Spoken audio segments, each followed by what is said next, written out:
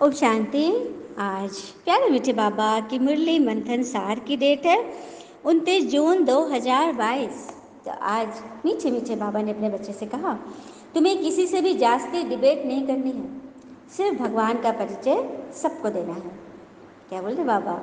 कोई आपसे तर्क कर रहा है, वितर्क कर रहा है, कुछ भी संकल्प चला रहा है, विकल्प करा रहा है, काफ़ी चीज़ मतलब जो तुम्हारे विचार से बिल्कुल अलग है, आपको उसमें फंसना नहीं है। भगवान का परिचय दो, अपनी बात रखो और वहाँ से हट जाओ। नहीं तो मन से उनके लिए दुआ करो, मनसा सेवा करो। तो मनसा सेवा के लिए मन की चार्जिंग तो जरूरी है ना। मन की चार्जिंग, हम घर से निकलते हैं तो अपने मोबाइल को चार्ज करके ले जाते हैं। अगर एक ही कांटा होगा तो सारे दिन वो चल पाएगा क्या? बिल्कुल बैठ जाएगा। उसी तरह से अमृत वेला सुबह सुबह मन की चार्जिंग होती है।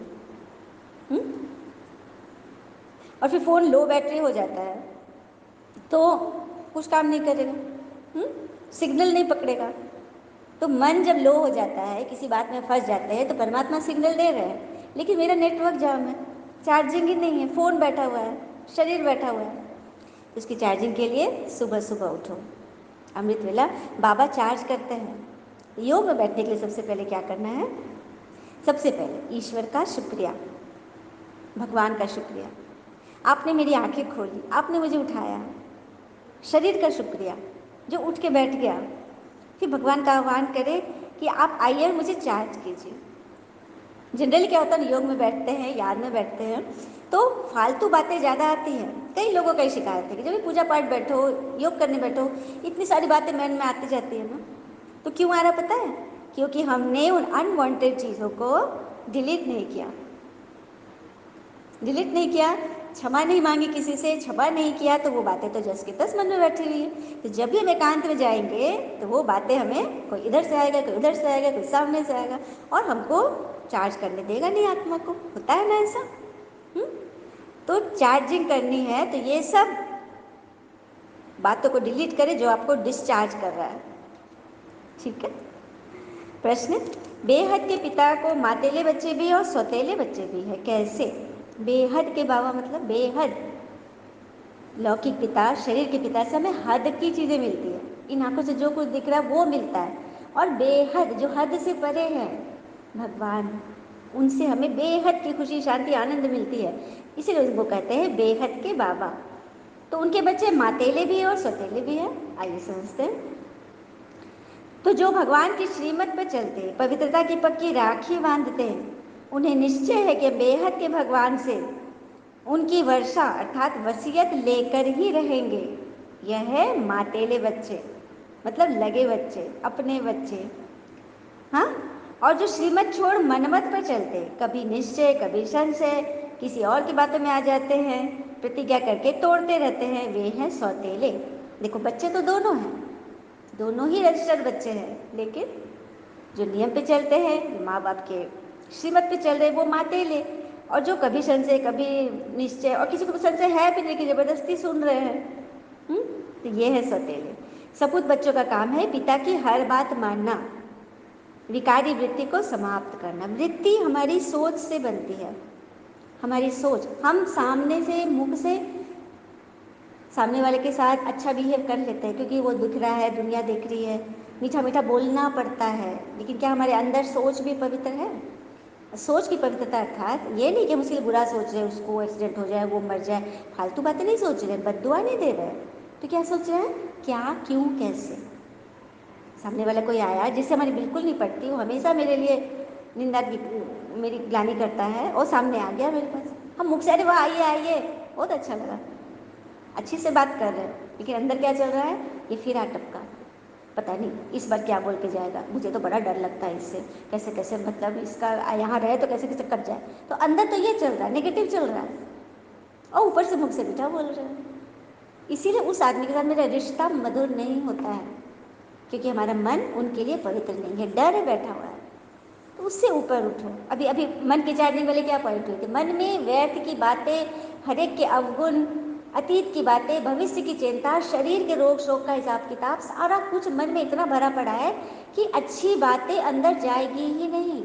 कोई आपको बता भी रहा है लेकिन आप ले नहीं पा रहे क्योंकि आप भरे पड़े उन व्यर्थ से, उसको डिलीट करना है, उसको हटाना है। तो उसके लिए नियम से जुड़ना पड़ेगा। इस मुरली से जुड़िए, ईश्वर से जुड़िए, ये ईश्वर की वाणी है। तो वृत्ति हमारी सोच से बनती है और सोच हमारी रचना है, ठीक है। हम रचयिता है, हमारी आत्मा रचयिता है, तो उसकी रचना है सोच। सोच तो दो बेटे होते हैं, दो बच्चे होते हैं सोच को, या एक नेगेटिव एक पॉजिटिव। किस बच्चे को हमें ज़्यादा मानना है? किसको ज़्यादा मानना है? जिसको मानेंगे वो मोटा तगड़ा होगा, वो बलिष्ठ होगा, वो हमारे साथ वैसा ही सिचुएशन तैयार करेगा। तो अपनी रचना को संभालो, हमेशा पॉजिटिव संकल्प करो, तो आपकी वृत्ति सही हो जाएगी। धारणा, मन वचन कर्म से पवित्रता धारण कर देह अभिमान को छोड़ विकारी वृत्तियों को चेंज करो। मन वचन कर्म से पवित्रता, ये मन वाली समझ गए ना? तो चार्जिंग करनी है सुबह सुबह, और सिर्फ सुबह ही नहीं करनी है। हम बैटरी लगा दिए, फ़ोन लगाए चार्जिंग में, ठीक है, और स्विच ऑन करना भूल गए, चार्जिंग नहीं होगी। तो यहाँ भी हम मन को सुबह उठ कर भगवान को याद कर रहे चलिए, लेकिन स्विच ऑन नहीं किया, ईश्वर को सही रीति से याद नहीं किया, तो मन की चार्जिंग नहीं होगी। डिलीट नहीं किया इन सब चीज़ को, तो चार्जिंग नहीं होगी। हाँ, तो मन को चार्ज करने के लिए अपने सारे व्यर्थ बातों को डिलीट करें, ईश्वर को सही रीति से याद करें। और अगर मोबाइल चार्ज करना सिर्फ 5 मिनट हम चार्ज करें तो कितना उसका बैटरी बढ़ेगा? सारा दिन चल जाएगा क्या 5 मिनट में? हम ये भी सोचते हैं चलो योग करना ना, 5 मिनट कर लिए, 10 मिनट कर लिए, नहीं। ध्यान याद सुबह अगर उठे, अमृत वेला उठे, तो आप अच्छा खासा समय दीजिए, कम से कम 15 मिनट, कम से कम, तब कुछ बैटरी चार्ज होगी। और फिर सारे दिन में जब जब आपका बैटरी डिस्चार्ज हो रहा है, बैटरी डिस्चार्ज मन का कैसे होता है? जब किसी ने कुछ बात बोल दिया, कोई प्रॉब्लम आ गई, देह के रोग शोक का याद आ गया, रो रहे हैं, तो ये हमारी बैटरी रिस रहा है, लीकेज हो रही है, डिस्चार्ज हो रही है, तो फट से फिर से उसको याद करने में डाल दो, परमात्मा को याद करो, मुरली सुनो, इससे भी चार्जिंग होगी। ध्यान से सुनो, एक एक पॉइंट अंदर डालो, मन आपका चार्ज हो जाएगा, ठीक है। तो ये सब विधि है। जब भी आपको लगे कि मेरी डिस्चार्जिंग हो रही है, ज्ञान से जुड़ जाओ, अच्छा कोई गीत सुन लो, बढ़िया क्लास सुन लो, फ़ोन कर लो किसी को जिससे आपको पॉजिटिव एनर्जी मिलती है, उससे बात कर लो, उसको याद कर लो, ठीक है। तो ये सब उपाय हैं। तो मन को क्लीन रखेंगे तो हमारे वचन भी शुद्ध हो जाएंगे, और मन वचन जहाँ शुद्ध है तो कर्म तो शुद्ध हो ही जाएगा। चलिए कर्म पर सुनते हैं। एक बार एक विधवा औरत और उसकी बच्ची, करीब होगी 15-16 साल की, छोटी बच्ची थी, तो उसके पिता का देहांत हो गया, और ये लोग मंदिर के लिए फूल चुन कर लाती थी, उसका माला बनाकर बेचती थी। छोटा सा दुकान था मंदिर के बाहर, किसी तरह से गुजारा चलता था। कितना बिकेगा माला फूल, ताकि काफ़ी सारे ये हो जाती है कंपटीशन में, काफ़ी सारे दुकान हो जाते हैं, एक के बगल में माला के कितनी दुकानें, तो कितना चलेगा। तो ये बच्ची ना रोज़ रात में ना श्री कृष्ण की वो बहुत बड़ी, मतलब बहुत मानती थी, हमेशा उनको सपने में देखती थी या खुली आंखों से देखती थी, उनसे बात करती थी कि भगवान हम लोग क्या इसी तरह से जीवन बिताएंगे, क्या हमारी इच्छा पूरी नहीं होगी, मैं आपसे मिलना चाहती हूँ, आप मिलने आएंगे ना तो हमारी सब दुख दूर हो जाएंगे। मतलब इस तरह से वो भोली थी, 15-16 साल की बातें करती थी। एक दिन रात में वो स्वप्न देख रही थी, तो उसके लगा कि उसके कमरे में बहुत जोर से लाइट आ गया, चमक गया, और सामने देखी कि श्री कृष्ण जी खड़े हैं और बोल रहे हैं कि बेटी तुम्हारी इच्छा आज पूरी होगी, आज मैं तुम्हारे घर आऊँगा। उसके बाद सपना बंद हो गया, लाइट बंद हो गया। ये उठी सुबह, मम्मी को उठाई, मम्मी आज भगवान ने बोला है मेरे घर आएंगे। बहुत खुश, बहुत खुश। माँ बोली कि कैसे? तो सपना में, तो माँ तो समझ ही थी कि सपने ऐसे देख रही, लेकिन बच्ची इतना खुश, उसने जमा पूंजी गुल्लक तोड़ी, उसमें से 200 रुपये मिले उसको, और वो दौड़ते हुए नहा धोकर गई बाजार से उनके लिए नाश्ते का सामान, मिठाइयाँ, मतलब जो भी, मतलब कि खिलाने के लिए अच्छी सी प्लेट तस्तरी, मतलब कि सजाने के लिए कि भगवान आ रहे, इतना खुश, इतना खुश। और बारिश शुरू हो गई तो छाता भी लेके गई थी, छाता लेके चली गई वो। जब लौट रही थी ना तो रास्ते में छाता लेके आ रही थी, लौटते समय तो उसने देखा कि एक गरीब औरत बारिश में भीगते हुए अपने छोटे नवजात बच्चे को ले करके एकदम, मतलब किसी तरह से, मतलब किसी पेड़ के नीचे खड़ी थी। तो इसको देखा नहीं गया, ये इसको पता नहीं क्यों खींच हुई इस औरत की, वहाँ चली गई, पूछी कि माता जी आपको इस तरह से, आपको कोई परेशानी है? तो हाँ बच्चे 3 दिन से हम लोग कुछ नहीं खाया, मेरा बच्चा को कोई बुखार भी है। हमें कोई रहने का भी जगह नहीं, मतलब इस तरह से बोल रही थी। तो इसको बड़ा मतलब तरस आया। इसने उसी समय एक ऑटो मंगवाया। अपने भी तो बेचारी पैदल आई थी, क्योंकि सारे पैसे तो खर्च कर दिए थे भगवान को गेस्टिंग भी करने के लिए। तो उसने ऑटो लिया, कुछ पैसे बचे थे, उन दोनों को बिठाया अपने घर, और ना भगवान जी के लिए बेड वेड भी ठीक करी थी। अच्छा चादर जो घर में था उसको बिछाई थी। वो आई और उन दोनों को उस बेड पे बिठाया, और जो खिलाई थी खाना पीना ना उन लोग को खिलाई। और जो मम्मी को घरेलू इलाज जो से मतलब उसका मतलब सेवा होगा की। उसके बाद जब औरत को अच्छा लगा शाम तक, तो बोली कि अब हम लोग जा रहे हैं, और फिर वो लोग चली गई। और ये बेटी तो इंतजार करते रह गई कि भगवान तो आए नहीं, लेकिन मेरा चीज़ भी ख़त्म हो गया। रात में फिर उसको स्वप्न आता है, तो ये पूछ रही है उनसे कि आप तो नहीं आए, मैंने आपकी कितनी खातिरी की। तो मैं तो आया था। तो आप आए थे? हाँ, मैं उस नन्हा बच्चा के रूप में आया था उस माँ की गोद में। बोलते वो आप थे? तो हाँ, मैं इसी तरह से आता हूँ। मैं उन्हीं से प्यार करता हूँ जो मेरे बच्चों को, जो मेरे निर्धन बच्चों को, कमज़ोर बच्चों को जो सहारा देते हैं, जिसकी मदद करते हैं, मैं इसी तरह से परीक्षा लेता हूँ। तो सच में मुझे तो विश्वास नहीं हो रहा है कि अच्छा जाओ अपने देखो जाके। तो जाके देखी जहाँ पे उन लोग को बिठाई थी, तो वहाँ पे सोने की पोटली लगी हुई थी, कितने सारे 80 रुपये उसमें रखे हुए थे। तो उसको निश्चय हो गया। तो देखा इस तरह से ईश्वर में निष्ठा रखो ना, तो वो हमारी पूरी करते हैं। तो ये सोने की पोटली जो उस बच्ची को मिला, हमारे लिए सोने की पोटली क्या है? हमारी आत्मा की। आत्मा को सोने का हीरा क्या चाहिए? आत्मा को तो नहीं चाहिए लौकिक चीज़ें, स्थूल चीज़ें, वो तो शरीर को चाहिए, और शरीर को मिल भी रहा है, सब लोग अच्छे से चल रहे हैं। तो आत्मा के सोने की पुतली है ये ज्ञान, ये मुरली, ये मंथन। तो सबको मिल रहा है ना? हाथ उठाइए, सब बाबा को दिखाइए।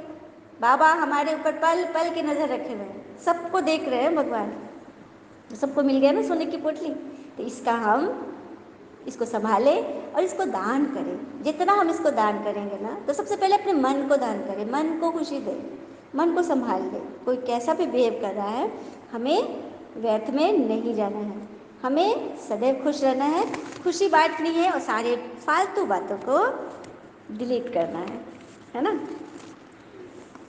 दूसरी पॉइंट है, भगवान की श्रीमत पर चलकर सपूत बच्चा बनना है, ज्ञान अमृत पीना और पिलाना है। ठीक है, स्वयं में ज्ञान की खुशबू भरनी है और खुशबूदार फूल बन जाना है।